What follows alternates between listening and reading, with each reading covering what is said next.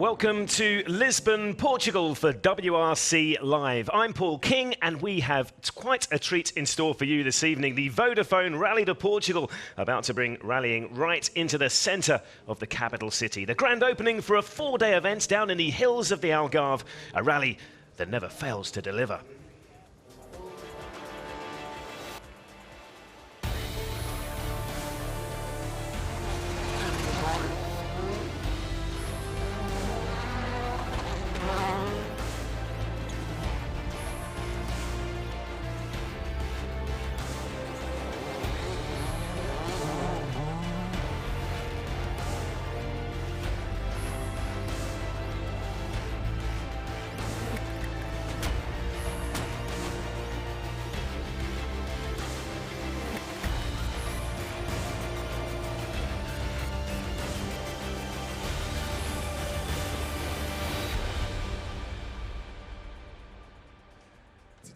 Portugal, the fourth of 13 rallies this year, and we have travelled back across the Atlantic following world champion Sebastian Ogier's second win of the season in Mexico. Volkswagen currently unbeaten in 2014, with Jari-Matti Latvala the only other driver to stand on the top step of the podium. To Portugal then, and this rally opening street stage in Lisbon is just the start of a four-day blast through the hills above Faro in the Algarve. 330 kilometres of racing against the clock in total over 16 stages. Right now, though, we are 3 hours to the north in the historic centre of Lisbon, the westernmost and oldest city in Europe, right in the city's historic heart, in the Belém district, in the shadow of the imposing UNESCO-listed Jeronimos Monastery, alongside the Tagus River, a stunning backdrop to get the 2014 Vodafone Rally to Portugal underway.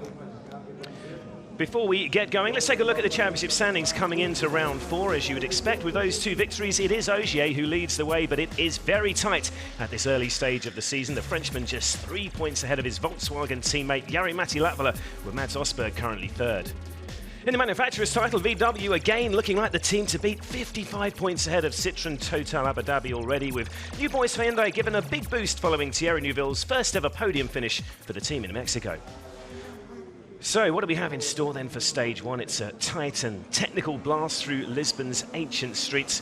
A 1 kilometre loop repeated 3 times, with cars running in pairs at 30-second intervals.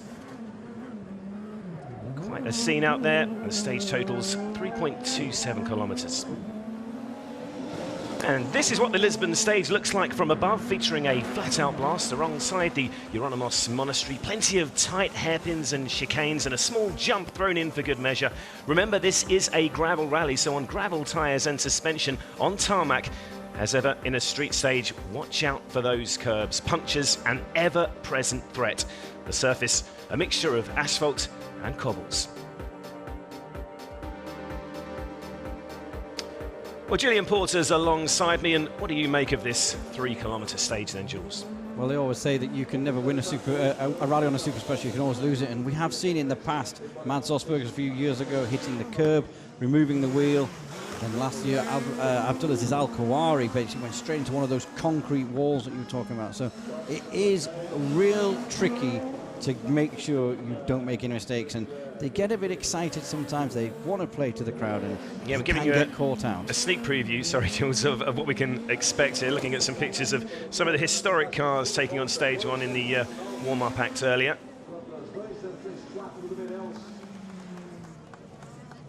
Yeah, plenty of tight hairpins, as we said. There's all sorts of things could go wrong in this stage, as you say, but I'd say it's a little bit slippy as well, potentially on the cobbles. As you said, also on gravel tyres, gravel suspension, the car will be leaning a lot, and when they're braking and accelerating, it'll be dipping and diving.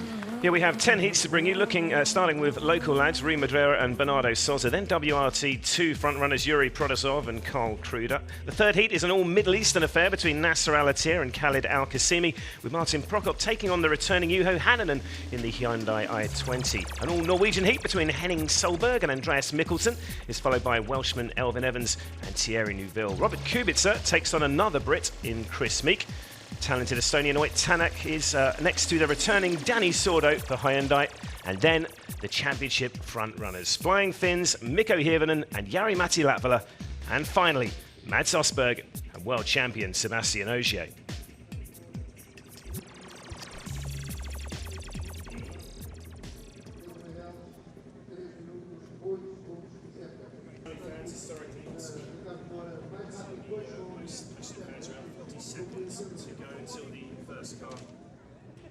So 40 seconds to go until the first car. Portuguese rally fans historically some of the most passionate around, and as you'd expect, being smack bang in the middle of the city, there is a big turnout this evening. Anticipation building. Love their sports out here, of course, in Portugal, hosting the Champions League final, of course, at the Benfica Stadium later on. So on the start line then, you're looking now at Marine Madeira, the first of our heats featuring a pair of local lads. Now Madeira, a real veteran, first Portuguese rally driver to win an FIA rally title when he won the PWRC in 1995. So very experienced campaigner we're seeing out there right now, Jules. That's it, yeah, a lot of experience. 25 years in rallying. That's what he's celebrating this year, as he said, as well as winning that championship many years ago. And Ford Fiesta R5. Remember, there's 42 Ford Fiestas of some sort in the rally this weekend. Yeah, so we've gone back to the start line there for Bernardo Sousa, WRC2 entrant this week. Very different end of the experience scale, but he's been around now since 2006. Bernardo started his rally career then, a former karter before that.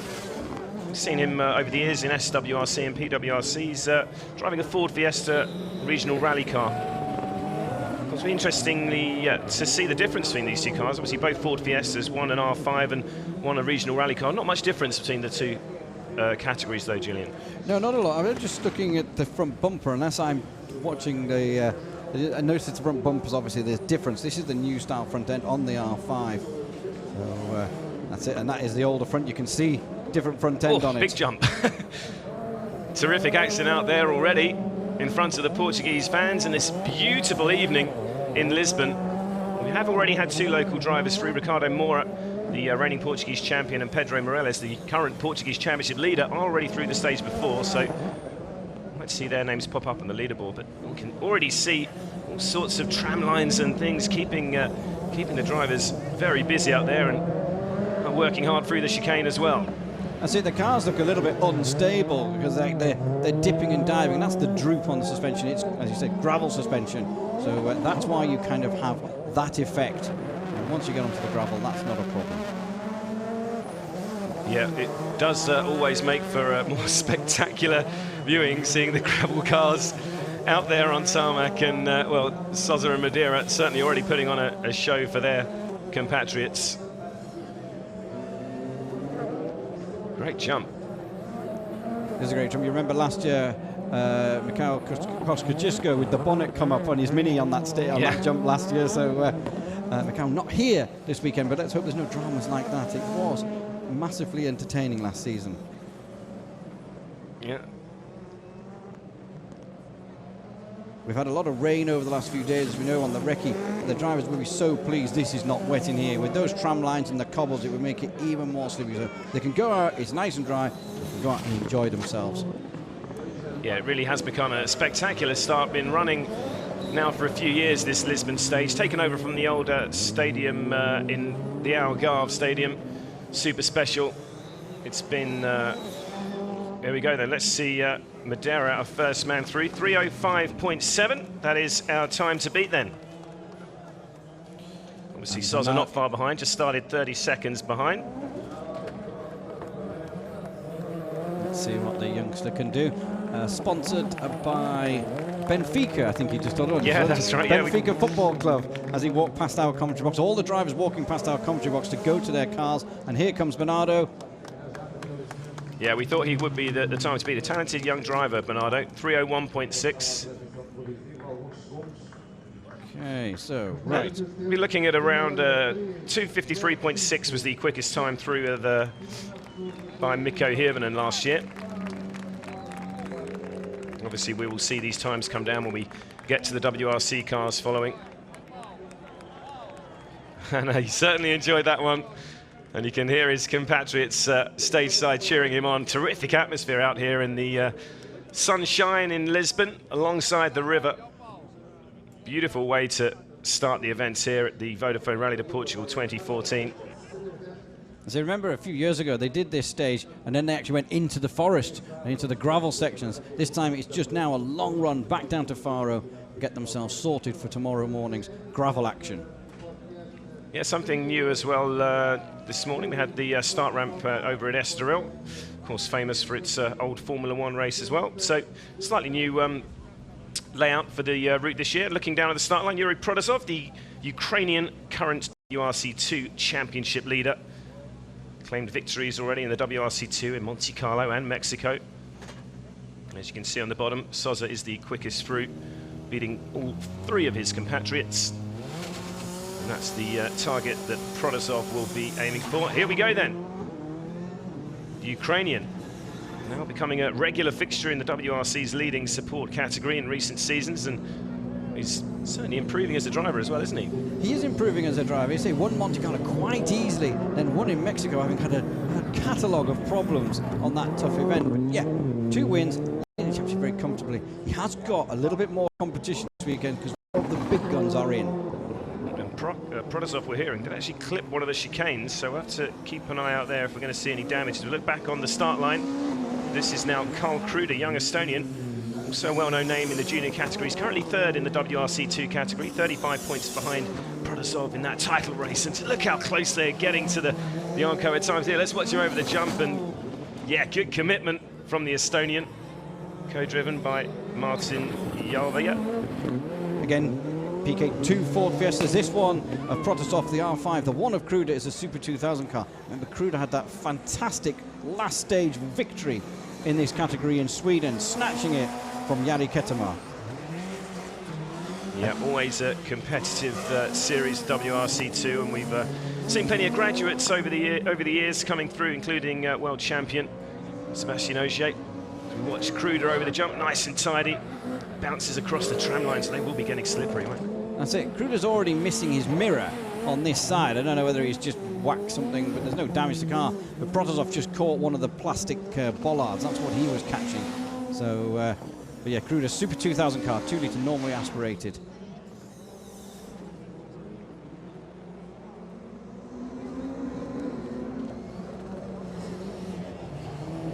Got to watch these chicanes. He just clipped the tyres there. How perfect was that timing? But yeah, got to watch those chicanes just to make sure you don't kind of hit them too hard. So won't do too much damage at all. You know, if you hit one head on with the tyre, you miss your braking, could start to do radiators and pipes and things like that. So you've just got to treat it with care.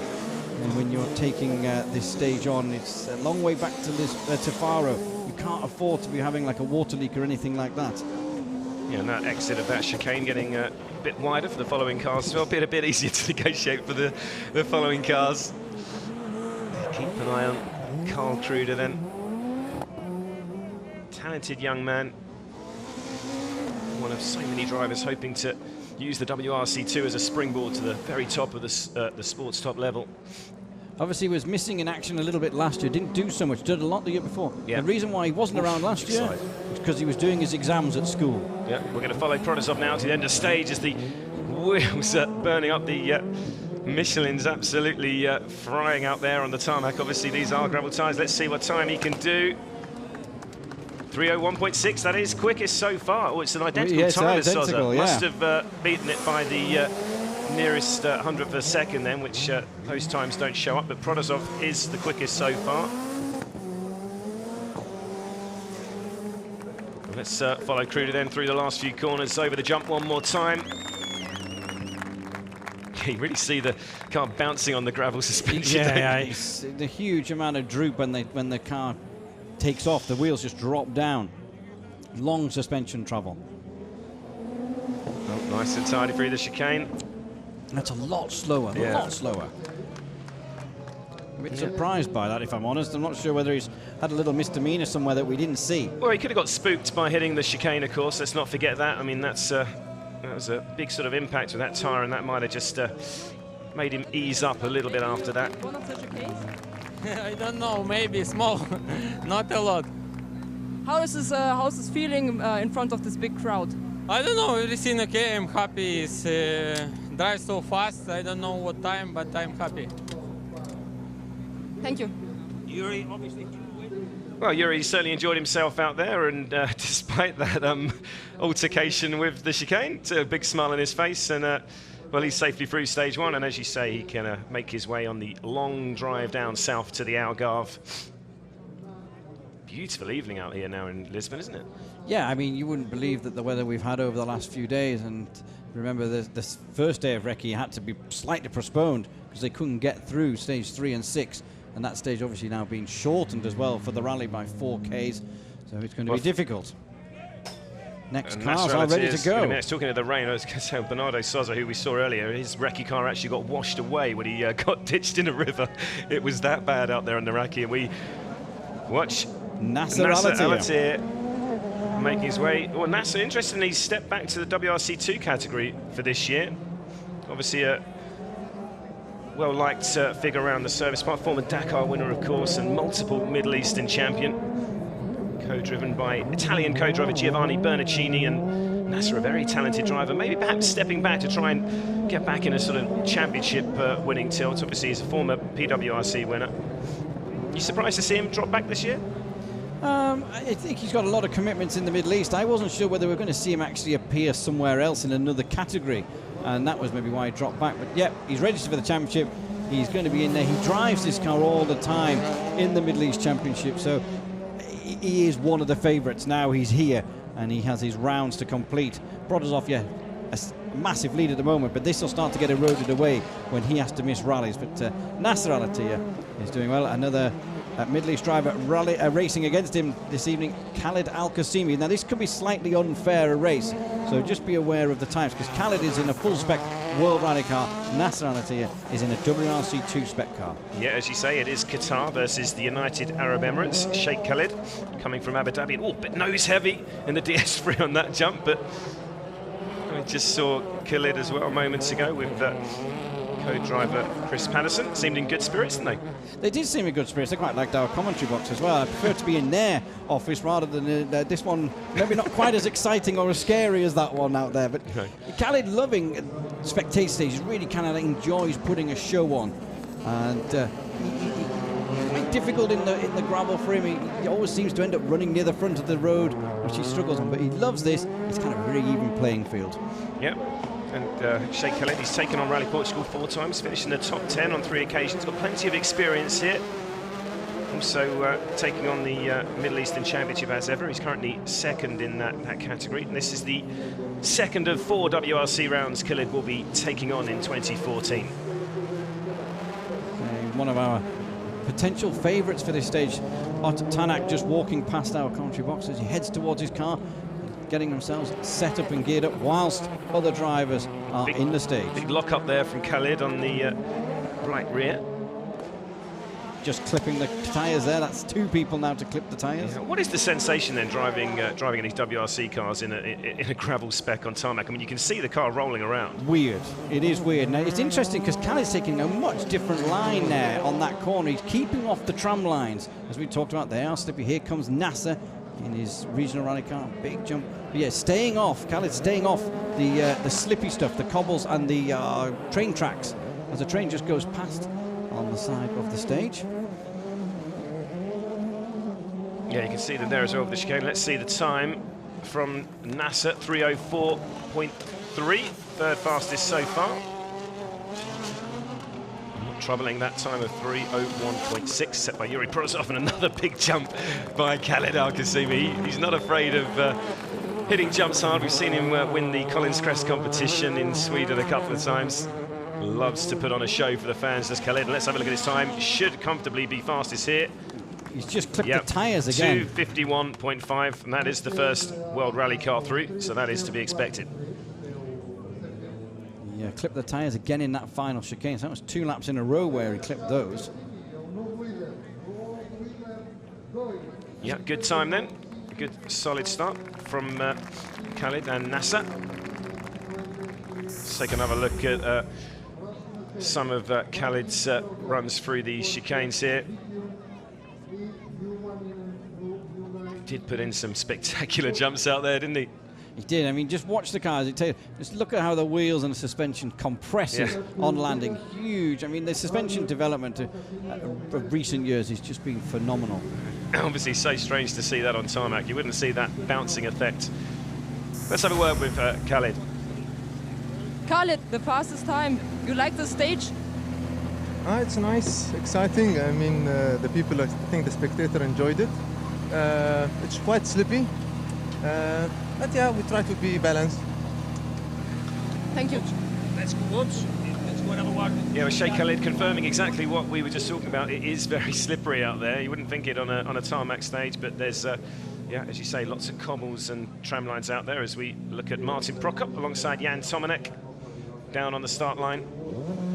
5 seconds to go. Behind him is Juho Hänninen in his Hyundai. So away goes Martin in the Chippo Car Czech national team. Really family atmosphere around that small outfit, isn't there? There is a real big family atmosphere. This is the corner where people get caught out. Cold tyres, cold brakes. Martin's actually just running a little bit wide there. That's where you got to watch. But yeah, family team. It's a real happy-go-lucky atmosphere in there. And he's had a bit of a tough start to the season. Retired in Monty on the first stage. Retired in Sweden second last stage. He actually got through to the finish. A really good result in Mexico. So he can start to build his championship campaign. Yeah, it's unlike Martin, isn't it? I mean, he's normally such a consistent driver. He's made a career out of, you know, getting to the finish and picking up these sort of 6th, 7th, 8th place finishes by safe, solid driving, and that's keeping the team going. And great to see them competing again and again every season in the championship, the Chippo Car Czech national team. I think the team expanding to 2 cars on some events, and it is Khalid Al-Qasimi, I couldn't think who it was, who is quickest at the bottom there, remember. 2:59.5, followed by Martin Prokop. Yeah, that's... So we're now looking at Juho Hänninen in the Hyundai i20. First glimpse of the Hyundai course in Portugal. Nice big jump for Hänninen. And he'll want to get a good result under his belt. Saw a disappointing finish for Juho in Sweden, didn't we? It was disappointing. For me, he is really flinging this around. Probably a little too flamboyant in some places. But Juho spoke to him in the hotel the other night, and he says this has been the trickiest recce I have done, and could well be the trickiest rally with the conditions. Yeah, well, Juho is a proven rally winner at WRC2 level, but can he produce the goods of this long run in the WRC he's getting this year? Team, of course, buoyed by that stunning podium finish for Thierry Neuville, Mexico, last time out. Only the second time he's been here. Also, while he was here, confirmed for Rally Argentina, which gives him a boost. So kind of get the confidence going, get the flow going. As you were saying, get a bit of a run going in the car. Yeah, co-driven, of course, by Tommy Tominen, a popular figure around the service park, former co-pilot to Tony Gardemeister, among others.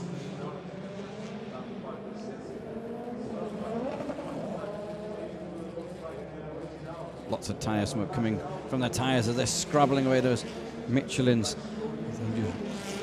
Basic under acceleration, under wheel spin. See how the drivers now just staying away. They're not using all of the road on the entry, keeping away from the cobbles and the tram lines. Okay, so we know 2:59.5 is the time to beat, set by Nasser Al-Attiyah. Martin Prokop over the jump. Protasov. I thought it was Prokop. I couldn't understand. It's Protasov. Yeah, so of course, yes. Prokop on stage now as we're watching. And let's see what he can do. I don't think he's going to quite get to Nasser's time. No, just slower. 3 minutes exactly for Martin Prokop. Just half a second slower than that time by Nasser Al-Attiyah. Okay, Hänninen on his way over the jump for the final time. He's really been aggressive in here, really flowing and flicking and throwing the car about, using every inch of the road that is available to him. Yep, so two. And just both corners, both edges he clipped. Might have saved him some time though, yeah. I thought it was going to say it's cut the corners so quickly through the he hit his side, then he hit the co-driver's side. Well, that's one way of corner cutting, I suppose, but it could have caused a bit of damage. But it means Juho has the quickest time so far with 2:58 dead. Also cleverly hitting it on the side of the car, not on the front, where it could do some damage. That's true. Interesting tactic, though. Yeah, I don't think he meant to do it. I think that was kind of completely unintentional. But anyway, he's coming over the jump here. Big droop. They call it droop when the car does, when the wheels drop down like that. But 2:58.0 for Juho Hänninen. Yeah, good start then for the I-20's first visit to Portugal. Fastest so far. So, on your first tarmac roads? Excuse me? So you're the fastest, and it's your first tarmac stage. How did you do? It's very nice, you know. It's sometimes these spectators stages are a bit more tight and narrow, but this was really drivable. And okay, it's far away from service, but worth of driving. Lot of fans over here, so nice start for the rally. Okay, thank you. So we have an all-Norwegian affair next with Henning Solberg taking on Andreas Mikkelsen, and great to see the Solberg name back on the stages of the WRC. No Petter, of course, this year, but Henning, as he makes his way into stage one, great to see him. So Henning had a white car in Sweden. He's now got a silver car. He likes to swap and change. It's great to see him. He's been confirmed to do some rallycross racing this weekend. So I don't know whether that will detract some of it, more opportunities to see him during the season. But I hope we do see Henning more, because he's a happy-go-lucky character to have around. Now, here's a man who is needs a bit of a confidence-building weekend after having a bit of a disaster. Andreas Mikkelsen in Mexico, who was pleased to leave Mexico. But here we go. 2 Norwegians. Yeah, back with Henning Solberg, and as you say, there's never a dull moment when Henning's around, is there? Whoa! Car seemed to like, it was as if he was taking off. It's the opposite to the other drivers. Actually sort of went nose in the air rather than nose down. But yeah, great to see Henning back, as we said, and Ilkka Miner once again alongside him, Austrian co-driver. You can see in the bottom there, Juho Hänninen, still the fastest man with 2:58 dead. Second fastest, Khalid Al-Qasimi. First look at Volkswagen's attack on this weekend's Rally Portugal. Andreas Mikkelsen and Mikko Markkula. Mexico was tough after the highs of Sweden. Yeah. Let's see what they can do in Portugal. Yeah, I was going to say, his first podium finish in Sweden, and he altered his copybook somewhat in Mexico with that quite spectacular exit, but it's all part of the learning process, of course, and these are all the first time he's taken on most of these rallies in a World Rally Car. This actually does mark the first time he will have taken on a rally for the second time in the Polo Art, so at least Andreas does have some experience to build on from last year. That's it. Just going back onto Henning Solberg, he is, of our World Championship regular drivers, he's the only guy who actually competed in the rally when it was based in the north of Portugal, in the Fafé area. So he, 2001 and 2002, he retired both times, so he won't want reminding you of that. Another reminder there at the bottom of your screens then, Juho Hänninen with the time to beat, 2:58 dead. Khalid Al-Qasimi, 1.5 seconds slower. You touched on Ilkka Miner co-driving for Henning Solberg. Story broke this morning that Evgeny Novikov, who Ilkka Miner co-drove for, is back for Finland, a one-off. So it'd be great to see Evgeny back in the World Rally Championship. Yeah, Mikkelsen really working those Michelin Latitude cross gravel tyres really hard. All drivers on soft compound Michelins out there today, apart from Danny Sordo, who's on hard. So interesting to see how Danny gets on. That's a bit of a strange one. I actually thought the driver would try and keep as many soft tyres as possible because of the damp conditions we got. Surprised that they're using the softer tyres. I think everyone is expecting it to dry out there. Let's have a look at Henning over the line. Third fastest, 2:59.5 for Henning. Andreas Mikkelsen started 30 seconds behind. Whipping the Polo Art through the last couple of corners, smashing over the jump one more time. Let's see if he can beat that time of 2:58. Set by Juho Hänninen, still screaming that it's like scrabbling, isn't it?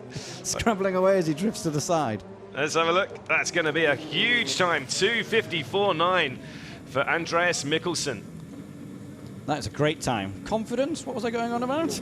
He's it is a different ball game tomorrow, but that's a very strong run. Exactly. Always goes well on Super Specials. Let's have another look at this. Talk us through these runs, Jules. That's it. Just as he pitches the car in there, Henning pull the handbrake on and then full power just to get the car round and then over the jump, flat out over the jump, just off the throttle as you take off, so just to kind of not hit the rev limiter when it's in midair with no traction. Let's see if we can have a quick word with Andreas. Andreas, you are the fastest so far. How is it with the gravel tires on the tarmac? It's slippery, yeah. But we had a lot of fun. It's so many spectators and a nice stage to start with, so Anyway, not a perfect stage, but good enough to start with. Thank you. Not a perfect stage, but good enough to start with. It is. That is exactly right at the moment. So we will see his time, 2:54.9, much quicker than anybody else so far. Yeah, first of our M Sport boys then, down on the start line, as you can see, Elvin Evans and Daniel Barrett, the British team. Young Welshman, Elvin has made a terrific start as we have the countdown for Elvin's start in stage 1. Okay, maybe we've got another minute or something, because that clock definitely read 0 on there, so... Oh, there he goes. Elvin away then. He's competed in Rally Portugal 2 times, although never before in a World Rally car. Just fresh from his career best 4th in Mexico, and this is a young man with a very bright future. I spoke with Elvin at length yesterday. He is an impressive young man, really methodically going about his improvement.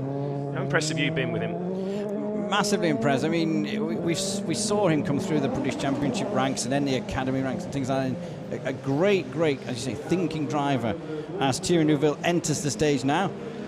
Yeah, Elvin massively thinking, and he's not concerned about being on the podium. He's not concerned about this. He's doing his job. He's doing what he's been employed to do this season, and that is really rewarding him big time. Yeah, when you look at his results already, only done, well, 4 actually World Rally events. Obviously 6th last year in Sardinia, 6th place already in Monte Carlo. Bit of a disappointing one in Sweden, but you know that's always going to be a tricky one. Was the final stage as well. Exactly. You know, he got at least he got the experience and the mileage. And now a 4th place in Mexico. The future seems very bright indeed. Comes from a real motorsport family, of course. His father Gwyndaf, 1996 British champion.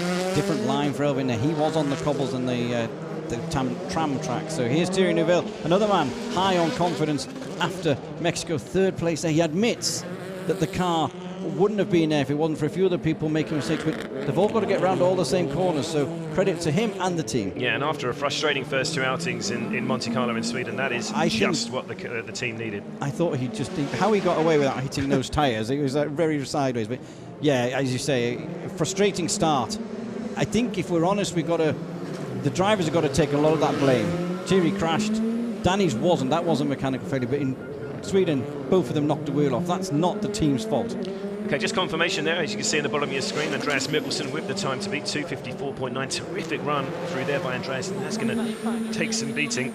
That was Juho Hänninen 2nd, Khaled Al-Qasimi still 3rd, Henning Solberg there in 4th place. But we are currently riding with the Hyundai i20 of Thierry Neuville and co-driver Nicolas Kilsall. Oof, big jump again from Thierry. Flies over the tram lines. He is flinging this car through these corners out there in the sunshine in Lisbon. So different to the rest of this rally, but such a spectacular start now to the Vodafone Rally to Portugal. I said we did see some encouraging stage times at the lower altitude Sweden stages rather than the Mexico stages. Let's see how they go. It will be interesting as Elvin comes towards the finish. He's not far away over the final jump. Yep, so remember, 2:54.9 is the time to beat. And, well, I think he's going to be a little bit off that, Elvin, as you can see. He's still got that last chicane to get through. Here he comes. Let's see what he can do. He's going to be slower. How much slower? 2:58.5, 3rd fastest for Elvin. So, solid start for the young Welshman. I say he'd be happy to get through. The last time he was on a spectator stage like this on tarmac, he crashed in Spain in Salou. So he'd be pleased just to kind of get that out of his way because it will be on their minds. Well, I tell you what, Thierry Neuville is not holding back here. It's the last couple of corners to come. Let's see if he can get close to Andreas. Not going to be far off. 2:55.6 for Thierry Neuville, 2nd fastest through for the young Belgian. A good run there by the Hyundai man. As you say, running on a wave of confidence right now with that historic 1st ever podium. Bit of a wave there for the Portuguese fans as well. I think he's enjoyed himself out there. Let's take another look at this, Jules. Get it in the car, as you say, turning in, and then handbrake will be on now. Bit of understeer because of on the Latitude Cross Michelin gravel tyres on this tarmac stage. So handbrake is required in the tighter corners.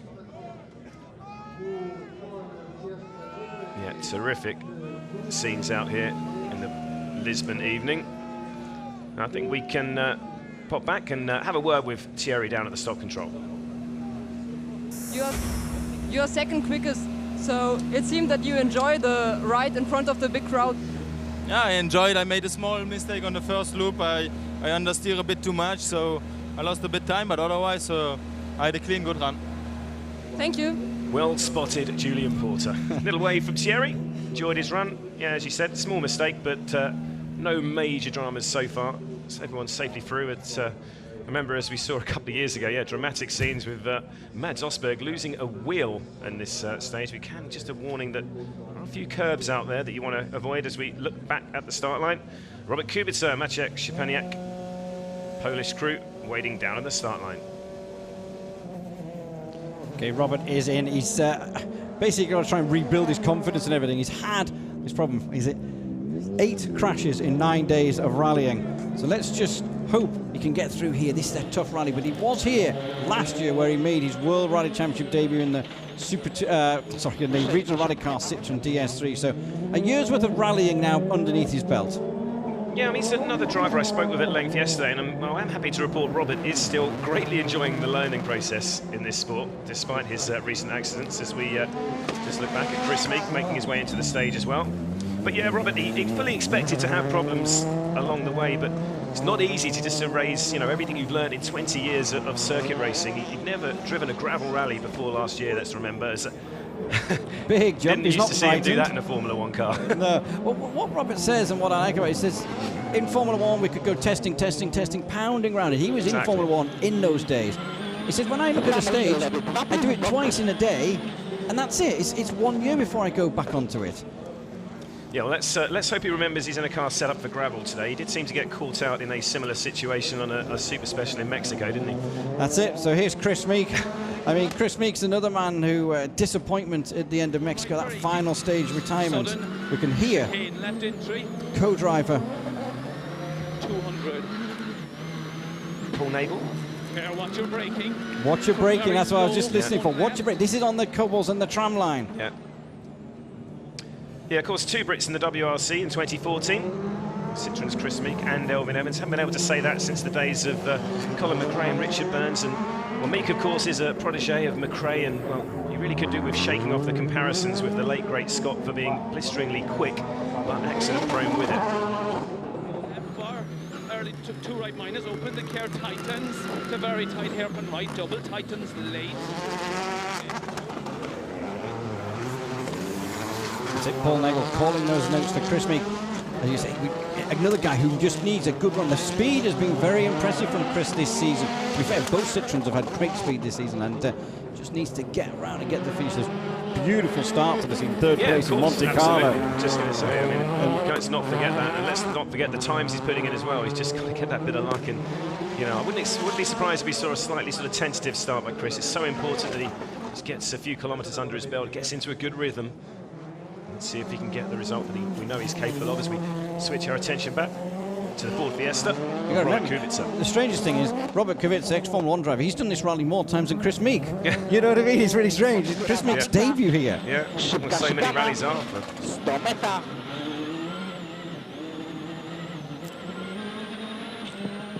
Okay.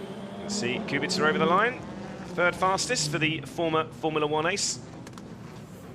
Still Andreas Mikkelsen with the time to beat. Switch back to Chris. One more time over the jump. Oh. Hard on the brakes into the left-hander. Last chicanes are coming up. 2:54.9, remember, the time to beat. Chris isn't going to be far away. Let's watch him.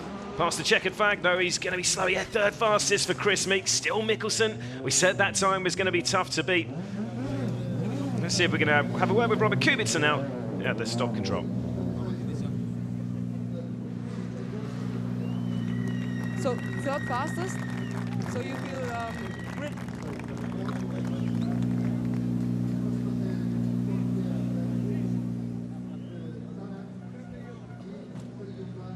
I think he'd be taking his helmet off. That's what he'd be doing. Yeah.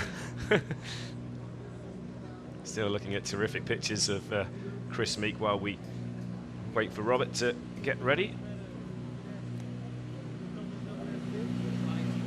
So, third fastest. So it's back to be back on the tarmac. It's not the same as as being on tarmac with tarmac tires, I took it very easy. As in Mexico on this similar stage, I have crashed the car, so I took it very, very easy. Thank you. Yeah, we thought he might, didn't we? Yeah, that was it. You picked up on that. Well, you mentioned it, picked up on it. That's it. So it is in the memory of these drivers when they make silly errors. It was a silly error, you know what I mean? Getting through the 3 kilometres in the street stage in Lisbon is one thing. There are some rather more daunting challenges that lie await a few hours down further south in the Algarve. It's going to be quite some rally. Oyt Tanak now back in action in a privately entered Ford Fiesta. This guy in Sweden was awesome, and I think this weekend again. I mean, you think in Fafe Rally Sprint last weekend, only half a second away from Ogier in the end of it, and he spent a year in the wilderness, basically as punishment for messing up too many times, and he's back. And I tell you what, he messed up a little bit, if we're honest, on stage 3 in Mexico after that blinding stage time in the first stage.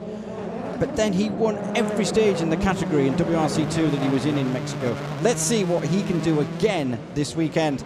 As our final Hyundai of Danny Sordo. Remember, Sordo on hard tyres. He's the only one on the hard tyres of our WRC drivers.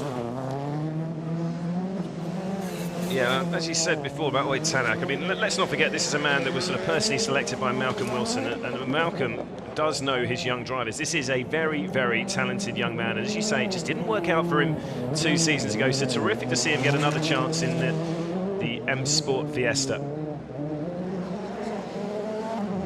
New co-driver these days as well, Rigo Mulder, alongside Oyt. I think Oyt's a different person as well this year. He just seems to be so much more relaxed. It's kind of like, well, I lost my opportunity. I've got it back again. Here is Danny Sordo, another man who maybe thought he was going to be on the sidelines this year and snapped up by Hyundai for a limited program. And this is a new team. This is the team really built for Hayden Paddon. Yeah. But they can obviously enter drivers in other rallies, and Sordo got the nod here this weekend. Yeah, he's driving for the backup Hyundai Motorsport N team. As you say, that will be running Hayden Paddon for several events later in the year. Great to see 3 Hyundai i20s. Terrific commitment now from the team, and their ever-expanding motorhome in the service park sort of... I've still yet to go in it. I've never been in it. It's so big. It's the biggest thing in the service park. I've not been in it. But just remember, obviously, don't know whether Hayden's watching. Hayden was in the hot seat for us in Mexico. So did a very good job. He did a very good job. So if you are watching Hayden, hope you're well and hope to see you soon. Yeah, quick confirmation then, a reminder of the standings so far. Still that terrific time by Andreas Mikkelsen, 2:54.9. Thierry Neuville now there in second with Chris Meek, 1.4 off the time by Andreas. Robert Kubica, currently 4th fastest. But right now we're looking at Danny Sordo, one of the best tarmac drivers of his generation. Always terrific to watch, but not quite the same feeling in a car on gravel tyres suspension. You can see the top of the car wobbling around like a jelly sometimes on that suspension. Looks like it's on stilts, doesn't it? Wobbling around like a jelly, I like that. It's interesting, it's half, well, 3/4 of the drivers are staying right away from the cobbles and the tram lines, but some are staying on them. It just shows you how competitive these guys are. Even just this 3 kilometre, stage, every 1/10 of a second counts. Before we get down to the hill action down in the mountains above Faro. Let's watch Tanak over the line. 4th fastest, 2:57.2. Good solid start from Oyt in his return to action. Interested to see, as you say, how he gets on as we get back on board with Danny Sordo. Reunited with co-driver Mark Marty, of course, as well this week. Great to see Mark back, former co-driver to the great Carlos Sainz, of course. He had a spell with Sordo as well before, hadn't he? That was it, as you said. So. Let's see. He's already slower than Mikkelsen, quite comfortably so as well. Oh, 10th fastest for Danny. Well off the pace. Now that's surprising. For a man of his ability on tarmac, that is a very surprising time there from Danny. I wonder if he had any sort of issues. Nothing outwardly obvious on the i20, so we'll hope there's just a small error, or maybe the tyres. Maybe there was tyres wasn't the way to go. Yeah, the hard tyres. But, I suspect that maybe had something to do with it, because they do take a lot longer to heat up than the softer tyres. Here's Tanak, a replay of him. I think that'll be why Sordo off the pace, getting his hard tyres out of the way. Yeah, just saving his softs for later in the week, perhaps? I'm surprised that most of them are running, as we said before, but that's sort of over the jump. Yeah, keeping his softs, keeping his options. Yeah. Because you are going to run softs this weekend. I suspect they'll all be out on softs tomorrow morning unless someone takes a bit of a brave decision. And in the afternoon stages, maybe the second pass, they will take the harder tyres. Yeah, as we said, has been plenty of rain out there in the Algarve so far this week. Maybe a little bit more forecast, but it is due to dry out later in the week. But, well, you never know. Tyre tactics, as ever, will become an issue. As we await the start of Mikko Hirvonen and Jarmo Lehtinen, the second of the M Sport top guys. This will be Hirvonen's 8th attempt at Rally Portugal. Never finished outside the top 5. Incredible record here in Portugal, with the exception of 2012 when their winning Citroen was excluded on technical grounds, and Mikko is away. Let's ride on board. Yeah, Mikko, remember, fastest 2 times in the last 3 years. Managed the 2:53.6 last year, which would be enough to beat the time from Andreas Mikkelsen if he can match that. So, yeah, well, Mikko just loves coming to Portugal, doesn't he? He does like coming to Portugal, and also I feel, yeah, the disappointment of the retirement in as our next car, Jari-Matti Latvala, blasts into the stage. We're going very quickly back to Hirvonen. The disappointment of the alternator issue in Mexico, but from then on, he really set some competitive times. I seem to think we was just starting to see the old Mikko Hirvonen back again. And I think we all expected it. You know, remember, this is him coming back to the M Sport team. He served with distinction from 2006 to 2011, helped him to their 2 manufacturer titles in that period. It really felt like right that he was coming back to the family, didn't it, in a way? That's it. And they always say this Rally Portugal is the first real true test of the season. Yeah, no altitude to deal with, which of course is such a problem in Mexico. You can see down in the bottom. A lot of wheel spin from Jari. I actually thought he was heading somewhere where he shouldn't have. There was so much tyre smoke. Jari-Matti Latvala, the second of the Volkswagens. You can see from the bottom of your screen, it is still his teammate Andreas Mikkelsen with the time to beat 2:54.9. Looking good already for the Volkswagens. Älä ehkä liukas. 20 sikaani vasemmalta ahden lopussa. Well, Jari reaches the grand old age of 29 today, so will he get a birthday present of a stage win? 28 points will do nicely on Sunday as well, won't it? He'll be happy with them. Yeah. And Volkswagen have done a 2-day test recently, which Latvala and Mikkelsen took on, and well, Jari's really declaring he's found the sweet spot with this Polo R, hasn't he, in recent events? I hope he does, because there's so many times that Jari-Matti, he's mega confident, and then you get to the end of the first, second or third stage, and all of a sudden that confidence just drains straight out of him. The car's not like it was in the test. Yeah. And let's hope he can get himself sorted. Huge jump, yes. Jari-Matti, well, he's never made such a strong start to a season with 60 points from 3 rallies, and he is going for it here in Lisbon. The tyres screaming across the cobbles, plenty of tyre smoke. Oh, just nudged the tyres as well there, but got away with that one. Jari-Matti is absolutely going for this one.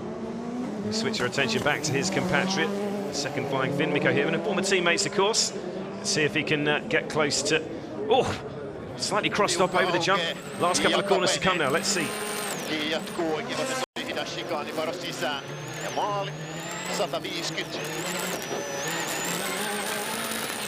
Now he's going to be slower.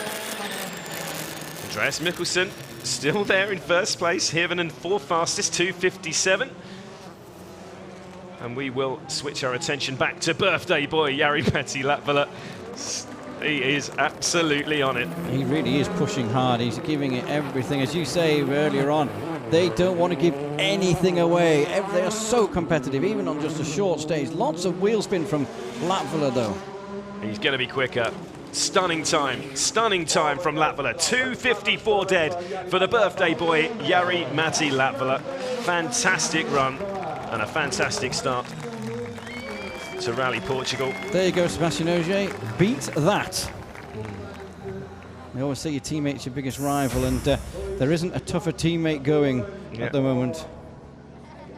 Claimed his first podium for VW in Portugal last year, so something similar would be very nice indeed. And let's not forget he was leading the championship before Rally Mexico. So let's have a word with the birthday boy down on the stop control.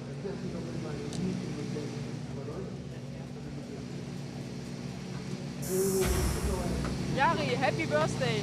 So you make your own present, fastest so far. Ah, thank you. It was a good run. I was quite happy with the run. Little mistakes, little bit going sideways to a couple of places too much, but overall I was happy for the performance. So you're pushing really hard? I try my best, to be honest. I try my best, and it's always difficult to start when you have a long wait on the day, and then the evening you have the stage. So, but I'm happy how it started. Thank you. Isn't it always nice to see Jari-Matti Latvala with a smile on his face? Well, Latvala is that type of person who's very, very smiley and then very, very disappointed. He has huge range of emotions. Mads Osberg is on the line. Yep, so this is our last pairing now. As you say, the third Norwegian of the top sports top level, Mads Osberg, lining up on the start line there. Former Rally Portugal winner, of course, as he goes into stage one. Tyres screaming away. The Michelin gravel tyres scrabbling for grip from the off. But yeah, as I say, former Rally Portugal winner, although Osberg only securing that victory 2 years ago following a post-event technical exclusion. I was going to say, he was having his steak and chips, wasn't he, when he discovered he'd won that rally? He was in the restaurant. Yeah, I mean, it would take the win, but he does always say it doesn't feel like a proper win until you've obviously stood on the top step of the podium. And it could be an outside bet for a first real victory, do you think? Well, I think this man, obviously, Osberg, and then Ogier now just into stage. Ogier's got to be the favourite. But outside of the Volkswagen camp, for me, Osberg is the man at the moment who is the closest man to challenging Latvala and Ogier. We saw him lead in Sweden. We saw him lead in Mexico. So let's see what he can do. A confirmation that Latvala is fastest with that stunning time from the birthday boy, 2:54 dead. We're going to take some beating now. But we do have the world champion and his teammates. Sebastian Ogier, here he is right now, and well, he's looking very similar to Jari-Matti in terms of the amount of tyre smoke, and really tight on inside of some of these corners. But well, Sebastian maybe slightly tidier than Jari-Matti, but still devilishly quick as well. Yeah, Ogier in Mexico on Saturday night, he was saying, I'm not sure whether I want to win the power stage, I don't want to lead the championship in Portugal. Less than 24 hours later, it was, no, I'm going to win the power stage. I don't care whether I'm first on the road to Portugal, because it normally rains in Portugal, and look what happened. I think he's dragged it over from France with him. And I'll tell you what, it will be tricky in the morning, but he has that slight advantage with the damper stages. It does remind me of a certain Sebastian Loeb. He's one of the best drivers out there, and he seems to get all the luck as well with it, doesn't he? It wouldn't surprise me if this man, on Saturday night in Mexico, checked the long-term weather forecast and then decided what his plan was for the power stage. It really wouldn't. Yeah, he is that fanatically obsessed with winning. Yeah, it is. Wouldn't put it past him. Yeah. Sur gauche 120, 70 mètres, jump 6, sur frein 80 mètres, gauche en 18, tenir. Sur droite 120, 50 mètres. Julian and Gracia on the notes there. Yeah, Julian, his long-time partner. World champion partnership now as well, of course. Ogier claiming his first gravel win in the VW here 12 months ago. And won this rally 3 times. Another driver who absolutely loves coming to the Algarve. As we move back ahead to Mads Osberg, the final Citroën Total Abu Dhabi drivers. Can he trouble that time of 2:54.0 set by Jari-Matti Latvala? We know this is the last corner into the chicane. Bit of a lock-up. The rear tyre there. Mads and Jonas Andersen, foot to the floor now. I don't think he's going to be slower. 8th fastest from Mads. Well, that's a surprise. Strange, didn't see anything outwardly wrong there, did you? No, but sensible, I think, to be honest. Right then, switch our attention back to the world champion. You know he won't enjoy being beaten, even in one stage, by his teammate Jari-Matti Latvala. So expect a strong finish here from Sebastian to get the perfect start. Let's see what he can do. Looking very, very good indeed. 2:52.7. Well, what can we say about that? A whole 1.3 seconds quicker than Jari-Matti. And it had to happen, really, didn't it? He is just quite amazing. He really is. And I don't get sick of seeing a driver do that when they are so good. He is absolutely fantastic at what he does. And as you say, he's got an obsession to win like I don't think I've ever seen anyone else have. Where was it a couple of stages back when he got pipped in the power stage by what his... What happens? Big disappointment? Oh, it's how it is. I don't have so good memories from this stage, so that's just how it is. We are through it now, and somehow I'm not able to be fast on this stage. I tried, but I understood myself I was not so fast. So I'm looking forward to the gravel tomorrow where I can enjoy and not do this. Well, thank you. Yeah, you were talking about, there's Osberg there. You do remember the bad memories when he knocked the wheel off and things like that. Just going back to Ogier when he was disappointed. That was Monte Carlo. He was 2 tenths down on lap and he went, I had a lot of fog. I wasn't really pushing. 2 tenths down. You were pushing, mate. You were pushing. There's no denying it. And he was gutted. His facial expression when he discovered he hadn't won. Gutted. Let's see if we can have a word with Sebastian.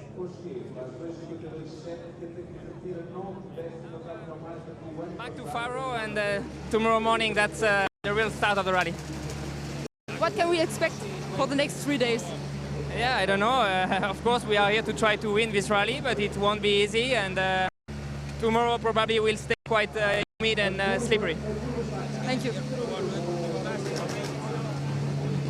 He's great. So, good start for Sebastian Ogier. And here we have one stage into the Vodafone Rally de Portugal. And yes, it is that man, Sebastian Ogier, once again leading the way. A Volkswagen 1, 2, 3, as you can see there. Jari-Matti Latvala second. Andreas Mikkelsen, 2.2 seconds off the time. Further back, Mikko Hirvonen there in sixth. Voigt Tanak, Robert Kubica, and Mads Osberg. Well, he just said no major problems, but just 9th fastest for one of the favourites, Elvin Evans, Khaled Al-Qassimi and Henning Solberg. Further back, Danny Sordo. Well, what do we think about that then, Julian? First stage in, and 1, 2, 3 for Volkswagen. Yeah, it's pretty ominous, isn't it, really? And hopefully Mads can get himself sorted. Not good memories here. I think Mads will be much stronger tomorrow, and I think also Hirvonen. But with the damper conditions, running further back on the road is going to be a disadvantage. Well, that's just about all we've got time for in Lisbon. As we just heard, plenty more to come over the next 3 days. We'll be back on Sunny for more WRC live from the end of Rally Power Stage. But for now, from myself and Paul King, Juliet Porter, it's goodbye from Lisbon.